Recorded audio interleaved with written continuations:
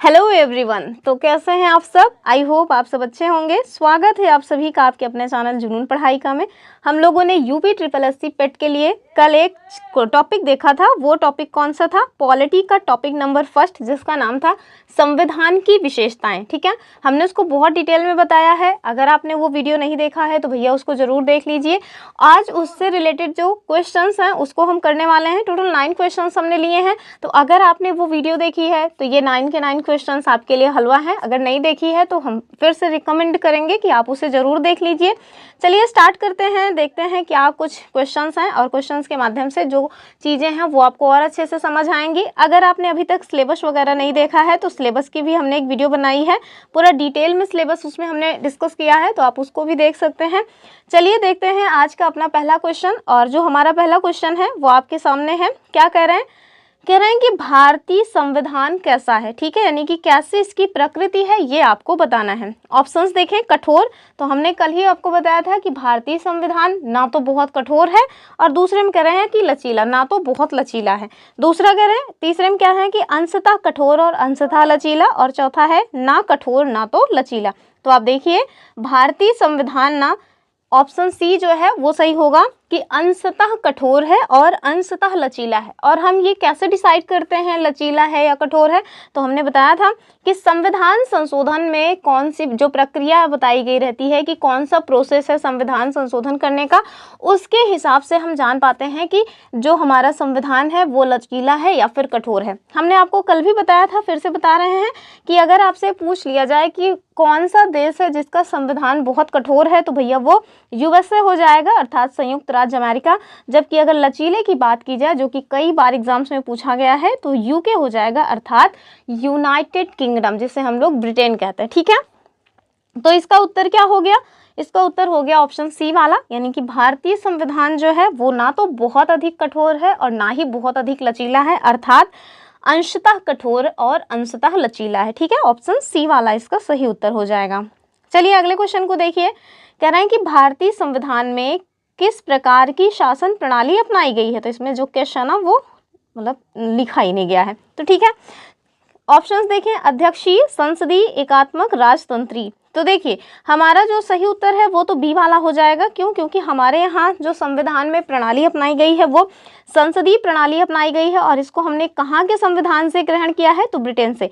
ये जो अध्यक्षीय प्रणाली है इसमें आप देखेंगे कि जो राष्ट्रपति होते हैं वो मतलब कि सच में प्रमुख होते हैं, जबकि हमारे यहाँ जो संसदीय व्यवस्था है उसमें देखें तो राष्ट्रपति जो है वो नाम मात्र के प्रमुख है, जबकि जो असली पावर्स हैं वो प्रधानमंत्री के पास होती हैं। तो जो अध्यक्षीय प्रणाली है ये आपको कहाँ देखने को मिलेगी? तो यूएसए में देखने को मिल जाएगी, अर्थात जो यूएस के राष्ट्रपति हैं अभी डोनाल्ड ट्रंप, तो वो ना वहाँ के वास्तविक प्रमुख हैं। ठीक है, तो वहाँ पे अध्यक्षीय प्रणाली चलती है। मेरे ख्याल से राजतंत्रीय व्यवस्था आपको पता ही होगा, मेरा वचन ही है शासन, राजा का ही जो है मतलब जहाँ पे तंत्र हो, राजा ही सर्वो सर्वा हो, राजा का ही मतलब राजा ही न्याय भी करेगा, राजा ही जो है कानून नियम बनाएगा, उसको लागू भी करेगा। तो वो जो प्रणाली है वो राजतंत्रीय प्रणाली है। तो थैंक गॉड कि अब हमारे यहाँ ये वाला सिस्टम नहीं रह गया। ठीक है, तो इसका उत्तर क्या हो जाएगा? संसदीय। और हाँ भैया, वीडियो को लाइक वाइक कर दिया करिए, आप लोग तो लाइक करने में भी शर्माते रहते हैं। और चैनल को सब्सक्राइब कर लीजिए, अपने फ्रेंड ग्रुप में इसको शेयर कर दिया करिए, इतना क्या जाता है आपका। अगले क्वेश्चन को देखिए। कह रहे हैं कि भारतीय संविधान के किस भाग में मौलिक अधिकारों का वर्णन है? तो हमने कल आपको बताया था ना कि भारतीय संविधान की एक बहुत ही महत्वपूर्ण विशेषता के रूप में हम लोग फंडामेंटल राइट्स, अर्थात जो मूल अधिकार हैं उनके बारे में देखते हैं। तो चलिए ऑप्शंस देखें। भाग 2 बिल्कुल नहीं, भाग 3, भाग 4 या फिर भाग 5। तो देखिए सही उत्तर क्या हो जाएगा? भाग 3 जो है ना वो सही उत्तर हो जाएगा।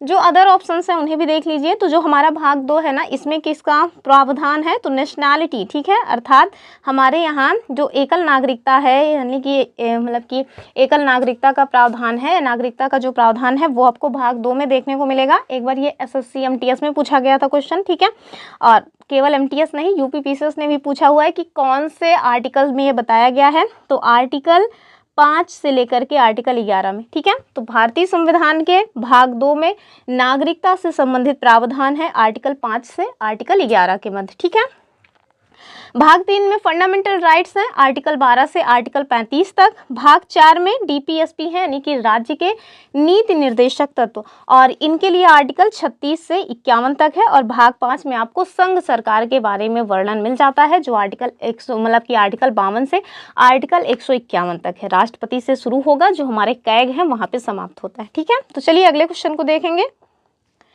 कह रहे हैं कि राज्य के नीति निर्देशक तत्वों का उद्देश्य क्या है। और हाँ, एक बात और याद रखिएगा कि हमारे भारत के संविधान में जो मौलिक अधिकार है ना, इसको हमने कहाँ से ग्रहण किया है, तो यूएसए के संविधान से हमने ये प्रावधान अपने संविधान में लाया है। ठीक है, चलिए अगले क्वेश्चन को देखेंगे। कह रहे हैं कि राज्य के नीति निर्देशक तत्वों का उद्देश्य क्या है। ऑप्शंस, मौलिक अधिकारों को लागू करना, बिल्कुल नहीं।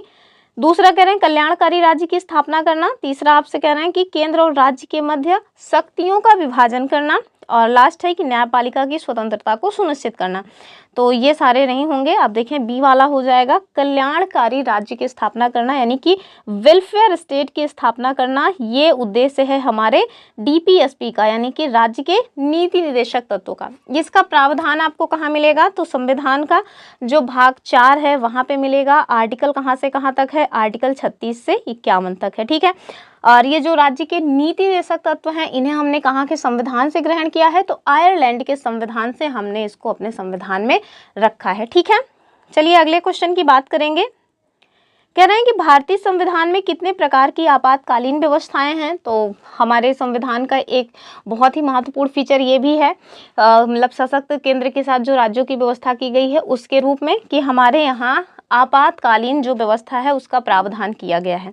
कहाँ पे किया गया है, तो आपको पता होना चाहिए कि जो हमारा मतलब कि अनुच्छेद 352 है, वहाँ से अनुच्छेद 360, अब ऐसा नहीं कि लगातार, अब देखें अनुच्छेद 352 में आपको एक प्रकार की जो आपातकालीन व्यवस्था है वो बताई गई है, और वो कौन सी है, वो है नेशनल इमरजेंसी, यानी कि राष्ट्रीय आपातकाल। दूसरा कौन सा है, दूसरा है आर्टिकल 356, जिसके तहत राज्यों में ना राष्ट्रपति शासन लगता है। तो अभी हाल ही में मणिपुर में राष्ट्रपति शासन लगा था ना। और एक और आर्टिकल है आर्टिकल 360, और इसके तहत क्या होता है, मतलब पूरे देश में वित्तीय आपातकाल लगता है। लेकिन थैंक गॉड कि आज तक हमारे देश में एक भी बार वित्तीय आपात नहीं लगा है। तो आप देखें कि 3 प्रकार की आपातकालीन व्यवस्था है। उत्तर क्या हो जाएगा, मतलब गा वाला। चलिए अगले क्वेश्चन को देखिए। कह रहे हैं कि भारतीय संविधान में संशोधन की प्रक्रिया किस अनुच्छेद में वर्णित है। ऑप्शन देखें 352, 56, 60। अभी हमने देखा ये सभी आपातकालीन व्यवस्था से है, तो ये तो वैसे ही निपट गया। आपको अगर ना भी आ रहा हो, ये पता हो कि आपातकालीन व्यवस्था कौन कौन से आर्टिकल में है, तो आपको ये उत्तर मिल जाता कि अनुच्छेद 368 जो है ना, वो संविधान संशोधन की प्रक्रिया से संबंधित है। तो चलिए देख लेते हैं कहाँ पे है। तो आर्टिकल 368 में संविधान संशोधन की प्रक्रिया दी गई है। अगर आपसे कोई पूछे कि कौन से भाग में आता है, तो ये हमारा भैया भाग 20 में आ जाता है। ठीक है, तो टोटल 22 भाग हैं। गणना के हिसाब से हालांकि 25 हो चुके हैं, लेकिन मूल रूप से आपको 22 ही मिलेंगे। तो उसमें आप देखिए कि जो हमारा भाग 20 है आर्टिकल 368, उसमें ना संविधान संशोधन की प्रक्रिया दी गई है। अगले क्वेश्चन को देखिए, क्वेश्चन नंबर नेक्स्ट। कह रहे हैं कि भारतीय संविधान में एकल नागरिकता का प्रावधान हमने किस देश के संविधान से लिया है। यूएस, बिल्कुल नहीं, वहाँ तो अपने आप में ही ड्यूअल नागरिकता है, अर्थात उनके यहाँ जो स्टेट्स हैं उनको अलग जो है, मतलब कि वो नागरिकता वहाँ की अलग से मिलती है, और जो यूएस संघ है उसकी अलग से नागरिकता मिलती है। तो जब उनके यहाँ खुद ही ये प्रावधान नहीं है, तो हम लोग वहाँ से कैसे लेंगे। यूनाइटेड किंगडम, हाँ ये बात सही है, हमने जो एकल नागरिकता का प्रावधान है वो यूनाइटेड किंगडम से ही लिया हुआ है। कनाडा से हमने ये नहीं लिया है। सशक्त केंद्र के साथ जो राज्यों की व्यवस्था है ना, वो हमने कनाडा के संविधान से ग्रहण किया है। ऑस्ट्रेलिया से भी हमने कुछ लिया है, और वो क्या है, वो है समवर्ती सूची। तो एक सेपरेट वीडियो इस पे आएगा कि हमने कौन सी चीज़ें कहाँ के संविधान से ग्रहण की है। तो सारी वीडियोस लगातार देखिएगा, स्टार्ट से लेकर एंड तक देखेंगे। तो अब ये तो कोई नहीं कह सकता कि नहीं 100% जो है हम करवा ही देंगे, मतलब 100% क्वेश्चन फंस ही जाएंगे। लेकिन हाँ, शायद ही कोई क्वेश्चन ऐसा होगा जो नहीं फंसेगा, जो अगर उन्होंने सिलेबस से ही क्वेश्चंस पूछा। तो अब अगर वो लोग सिलेबस से बाहर जाके क्वेश्चन पूछेंगे तो भाई उसके लिए तो कोई कुछ नहीं कर सकता। लेकिन अगर वो लोग सिलेबस में रह करके क्वेश्चंस पूछेंगे तो हम आपको इतना करवा देंगे कि शायद ही कोई क्वेश्चन आपके हाथ से बच के जाने पाए। आप क्लासेस देखिए, क्वेश्चन आंसर जो है उसको कीजिए, 1-2 बार रिवाइज कीजिए। मेरे ख्याल से ऐसा कोई क्वेश्चन वो लोग नहीं बनाएंगे जो आपसे ना हो पाए। बस स्टार्ट से लेकर एंड तक हमारे साथ बने रहिए, ठीक है। तो इसका उत्तर क्या हो गया, इसका उत्तर हो गया अपना यूके। चलिए अगले क्वेश्चन को देखिए। कह रहे हैं कि भारतीय संविधान की कौन सी विशेषता इसे वकीलों का स्वर्ग बनाती है। ठीक है, ऑप्शन देखिए, मौलिक अधिकार बिल्कुल नहीं, विस्तृत और जटिल प्रकृति, संसदीय प्रणाली या फिर न्यायिक समीक्षा।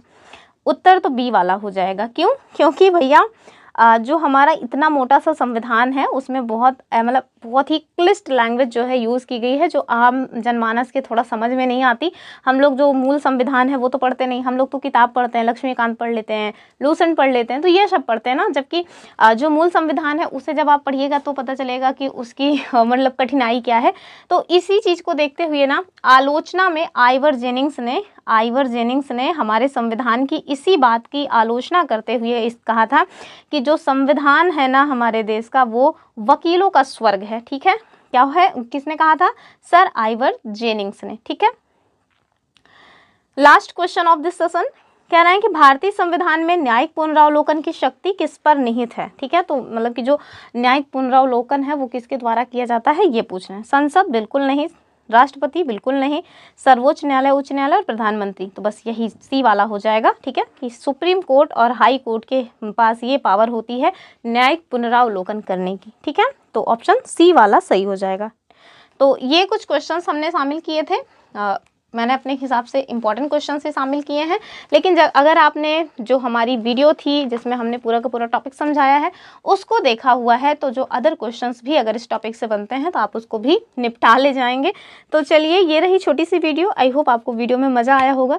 मज़ा आने का मतलब है जो भी चीज़ें बताई गई हैं वो समझ आई होंगी। अगर समझ आया है तो वीडियो को लाइक शेयर करना ना भूलें। फिर मिलेंगे अपनी अगली वीडियो में, तब तक के लिए नमस्कार एंड जय हिंद।